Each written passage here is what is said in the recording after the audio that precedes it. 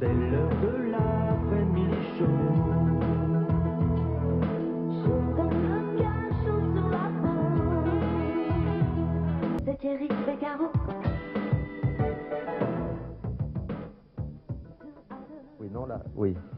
Oui, non, là, voilà, oui, oui. Très bien. Non, là, c'est une émission que nous allons consacrer entièrement à François Truffaut.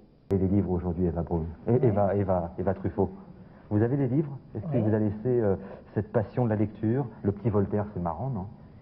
Oui, oui, oui, j'ai les livres. Et ce qui est bien, c'est que mes deux autres sœurs, on a toutes les mêmes livres parce qu'il les aimait tellement qu'il les achetait en plusieurs exemplaires. Donc on a toute la même bibliothèque finalement. C'est pas une bibliothèque divisée en trois. Papa Truffaut, on n'en parle pas souvent. On connaît un petit peu le personnage au cinéma, personnage très sérieux, qui avait beaucoup de respect pour ses comédiens. Le vouvoiement, on y reviendra peut-être, mais c'était une règle dans sa façon de travailler. Quel genre de père était-il? Je suis obligé de vous poser cette question. Oui, c'était pas un père sérieux, c'était le contraire d'un père sérieux. C'était, de toute façon, pour moi, c'était un père du week-end, parce que mes parents étaient divorcés, donc c'était un père qui avait pas trop la partie d'éducation un peu ennuyeuse et l'école et choses comme ça. Donc c'était un père de rigolade et un père cinéphile, ça veut dire un père qui nous emmenait, ma sœur et moi, beaucoup au cinéma, qui faisait beaucoup de blagues et qui n'avait pas envie d'intervenir trop dans l'éducation. Et qui avait séparé d'ailleurs l'éducation, ma sœur et moi, ma sœur étant élevée plus comme une jeune fille romantique qui aimait beaucoup la lecture et moi plus comme un garçon bagarreur. Alors il leur arrivait même de séparer le choix des films, on n'allait pas voir les mêmes films. Ah, vous n'alliez pas voir les mêmes films? Non, non, ma sœur allait voir un certain type de film, moi un autre.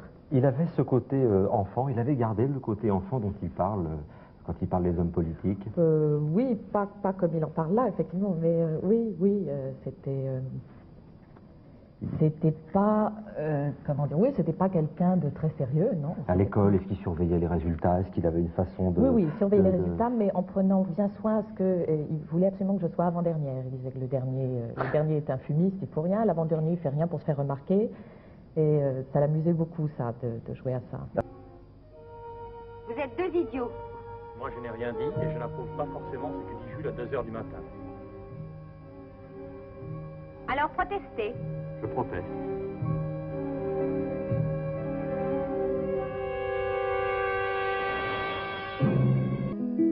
Alors tous deux, on est partis dans le tourbillon de la vie.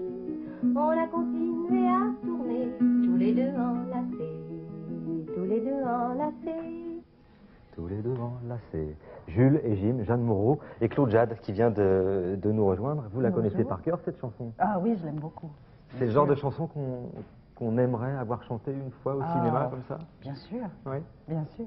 Alors, une petite rectification, parce que ça y est, on a regardé dans le livre des Cahiers du cinéma, le roman de François Truffaut. C'est une série de correspondances, de lettres écrites par ceux qui ont connu, qui ont approché François Truffaut une fois qu'il nous a quittés. Hein, ce sont les Cahiers du cinéma. Donc, elle n'a pas menti, vraiment. Hein, non, elle n'a pas menti, c'est vous qui avez mal interprété. Voilà. Merci, c'est encore mieux. Si, je suis désolée. Ce qu'elle dit, c'est qu'elle le chantait avant que le film n'existe. Voilà. Mais dès le démarrage du film, la chanson était prévue. Parfait. Claude Jade, votre rencontre avec François Truffaut, ça s'est fait sur quel film? Ben, ça s'est fait sur Des Sur Volets, Des Volets, bien sûr. tout simplement. Et là, vous arrivez et vous rencontrez et François Truffaut Et Jean-Pierre Léaud. Et Suzanne. Et Suzanne Schiffman. C'est fait au théâtre d'abord. Oui. Et vous entrez dans un univers qui n'est peut-être pas le vôtre, c'est-à-dire l'aventure Qui à l'époque déjà... n'était pas du tout le mien, parce que moi je ne m'intéressais qu'au théâtre et je ne connaissais rien au cinéma. Et j'ai pénétré dans une famille, dans une merveilleuse famille. Dans une famille. Ah, tout à fait. Tout Non, à fait. Parce qu'il y avait une complicité extraordinaire à la fois entre Suzanne et François Truffaut, entre François et Jean-Pierre Léaud. Et moi j'arrivais là et je tombais un peu de la lune. Alors cette relation entre Jean-Pierre Léaud et François Truffaut, dont on a beaucoup parlé, on en parlera certainement tout à l'heure, est-ce que c'était impressionnant? Est-ce que c'était déjà, non pas un obstacle, mais difficile à franchir, l'histoire de Douanel, quand on arrive comme ça sur un tournage? Ah, j'ai pas du tout le sentiment que c'était un obstacle, j'ai l'impression que c'était plutôt une aide, enfin je ne sais pas, je pénétrais dans une famille et je crois que et Jean-Pierre et François m'ont énormément aidé. Alors, et ils pardon, m'ont accepté, apparemment. Avant de voir l'extrait de Baiser volé qu'on va vous proposer, Truffaut comme metteur en scène, qu'est-ce qu'on découvre avec lui tout à coup? Ben, on découvre le cinéma, alors qu'on vient du théâtre, on découvre le cinéma, et la première chose que ce metteur en scène formidable vous dit, c'est ne jouez pas. Alors on est très déçus, Parce que c'est le premier conseil que François m'ait donné. Ne jouez pas. Ne jouez pas. Il vous donne un scénario quand même, ou comme ça pouvait arriver? Non, pour fait Baiser volé, c'était un petit jour peu au lendemain. particulier. C'est-à-dire qu'il m'a donné un scénario, mais qui en fait n'avait rien à voir avec ce qui s'est passé à l'arrivée. Alors, il y avait des personnages qui ont été supprimés, et finalement, le personnage de Christine Darbon a pris une certaine importance. Et voilà. Et puis, bon, il faut dire que durant cette période, François Truffaut était très occupé par autre chose que par Baiser volé, puisqu'il y avait la fameuse histoire de la Cinémathèque, et il a pris la défense d'Henri Langlois pour que Henri Langlois puisse rester à la tête de cette Cinémathèque, alors que André Malraux voulait le mettre dehors. Déloger, oui. Oui, c'est ça. Et bon, souvent, François n'allait pas aux Roches, mais il y avait une espèce de bonheur à tourner ce film. On s'amusait beaucoup, n'est-ce pas, Suzanne? Oui. On s'amusait beaucoup. C'était un peu, je sais pas, c'était un petit miracle, ce film, je crois. Aussi. Alors, un petit extrait d'un petit miracle, un petit extrait de Baiser volé.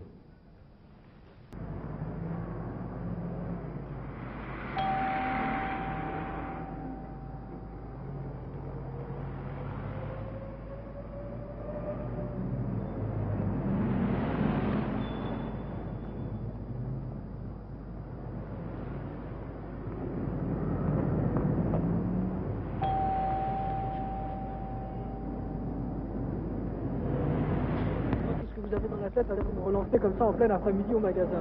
Vous ne me donnez pas signe de vie, vous n'êtes jamais chez vous. Les parents se demandaient ce que vous deveniez. Bien écoutez, vous leur direz que je vais très bien et vous leur transmettrez mes salutations. Parce que vous pouvez être désagréable, mais sans raison. Oui, comme ça, oui, sans raison, oui. Et si je vous ai fait quelque chose, vous n'avez qu'à me le dire. Oui, rien du tout, non. Rien du tout. Vous croyez que j'étais votre amie? Écoutez, votre amitié, gardez-la. Mettez-la de côté ou bien distribuez-la, hein, mais moi... Bon, alors on se retrouve au même point que l'année dernière. Non, justement, pas au même point, bien loin en arrière. Et à qui la faute, hein? Oh, bah sûrement pas à moi. Je vais pas me souvenir de toutes vos lettres, mais une fois vous m'avez écrit, maintenant, je sais que je suis capable d'avoir pour vous seulement de l'amitié, enfin quelque chose comme ça. Oui, ben oui, je le pensais justement à ce moment-là. Mais vous savez, l'amour et l'amitié, ça marche avec l'admiration. Eh bien, moi, je ne vous admire pas. Et même quand je croyais vous aimer, je vous admirais pas. C'est vrai. Bon, ben alors au revoir. Un extrait de Baiser volé, Eva Truffaut, Claude Jade, Dominique Rabourdin, Suzanne Schiffman. C'est à Dominique Rabourdin que je vais demander maintenant une petite précision sur ce qu'a pu apporter François Truffaut, d'après tout ce qu'on vient de dire au début de cette émission. Est-ce qu'il a vraiment innové dans la façon de travailler, dans la façon de mettre en scène? Innover, je ne crois pas qu'il cherchait à innover. Je crois qu'il a été un des tenants de ce qu'on a appelé avec lui, avec Chabrol, avec Rivette, avec Godard, la politique des auteurs. Donc ils se sont mis dans la tête qu'un cinéaste devait se comporter comme un écrivain, c'est-à-dire maîtriser totalement ce qui se passait devant une caméra et tourner des films dans des conditions de liberté qui étaient le contraire de tout ce qui se passait à l'époque où les films se faisaient en studio avec des acteurs extrêmement maquillés, des gros budgets, des délais de tournage. Ils ont voulu faire leurs films comme on écrit des livres, c'est aussi l'histoire de la fameuse caméra stylo d'Astruc. Ils ont voulu faire des films dans un climat de liberté avec énormément de souplesse, avec des équipes techniques très réduites, avec des acteurs à qui ils demandaient, comme on demandait à Claude Jade, de surtout ne pas jouer, avec un ton qui était très différent, beaucoup plus libre, beaucoup plus spontané, beaucoup plus près de la réalité que celui du cinéma français qui se faisait habituellement. En fait, c'est ce qu'on a appelé la nouvelle vague, c'est une bonne expression. Ah, les acteurs, comment travaillait-il avec les comédiens? Quand il vous a engagé, Claude Jade, sur Baiser volé, vous avez passé une audition? Comment ça s'est passé? Non, pas du tout, non. Enfin, il m'avait vu au théâtre, parce que je jouais donc au théâtre, donc. Et il a eu envie de travailler avec moi, il m'a convoqué dans son bureau, on a parlé, et puis il m'a dit, bah, j'ai envie de tourner avec vous. Et il laissait libre cours, je crois, c'est ça, une certaine... Est-ce qu'il t'a fait lire une scène de Jules et Jim? Non. De Jules et Jim, souvent non. Ça. De Jules il et se Jim, servait non. de Jules et Jim comme scène. Non, non. C'est une référence. Oui, non, oui, non. souvent. Et puis des fois, on faisait des trucs incroyables, mais ça, c'était pour la script de La Nuit américaine, où c'était moi qui la recevais d'abord, et je l'envoyais dans le bureau de François en lui demandant de dire à François, j'ai oublié quoi, mais en fait de s'adresser à lui comme si elle le connaissait. Enfin, des espèces de... Bon, des entourloupettes comme ça. Voilà, vous envoyez, vous étiez délégué, en fait, oui, pour voir comment réagissent les... Non, c'est moi, je lui parlais et je l'envoyais parler à François. Bon, c'est pas moi qui décidais de ses réactions, mais c'est vrai que sur la script de La Nuit américaine, on voulait être d'accord, puisqu'elle était un petit peu modelée sur l'image de script que je lui avais donnée. Alors, voilà. Voilà. A-t-il marqué le cinéma, François Truffaut? Voyons ce que vous en pensez au Minitel 3615, code A2, après-midi chaud. Voyons les premiers résultats. Regardez, 95,8% de réponses favorables. François Truffaut a, selon vous, donné un ton nouveau au cinéma français. On va continuer, continuer à évoquer sa mémoire en regardant un extrait de Domicile conjugal. D'accord? Ça va bien avant, non? Tiens, vous avez des striglia. Des quoi? Des striglia. Ah, c'est des striglia. Oui, il y a beaucoup de gens qui les confondent avec les zoubiglia. Ah, c'est la voisine qui me les a donnés parce que je l'avais aidé à repeindre son grenier. Tenez vos Ah bon?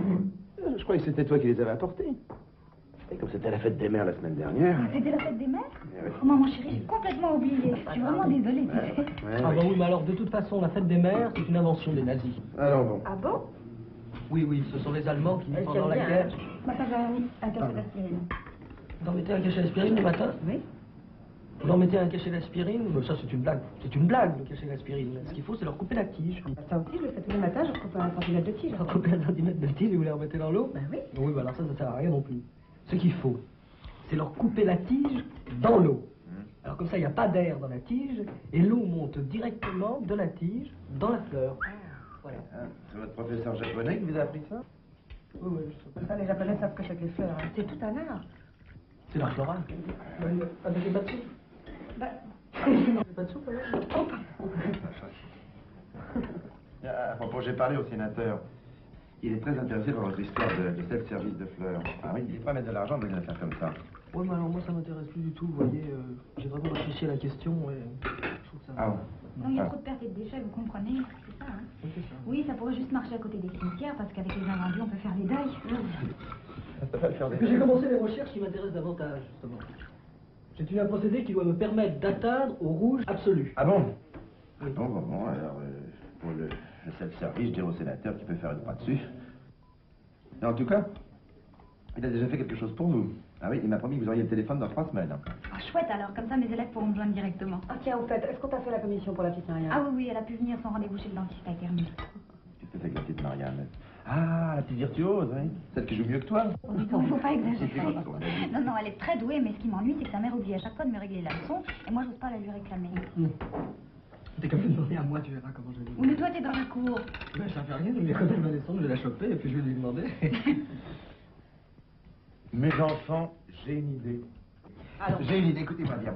Quand la maman a oublié de payer la leçon, toi tu le laisses partir. Comme ça? Non, ça rien, tu fais rien. Tu fermes la porte et aussitôt tu joues à Merconny avec Antoine. Comme ça, il sait qu'il peut entreprendre la bonne femme. Ça, c'est pas vrai, c'est pas vrai.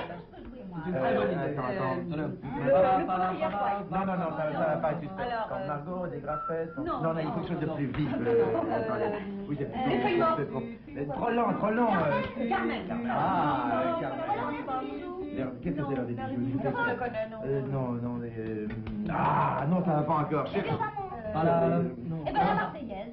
Mais oui, mais si, la Marseillaise, c'est connu, c'est classique, ça marche inaperçu, maintenant c'est pas bien aller la Marseillaise. Non, mes enfants, non! C'est pas possible. Mais pourquoi?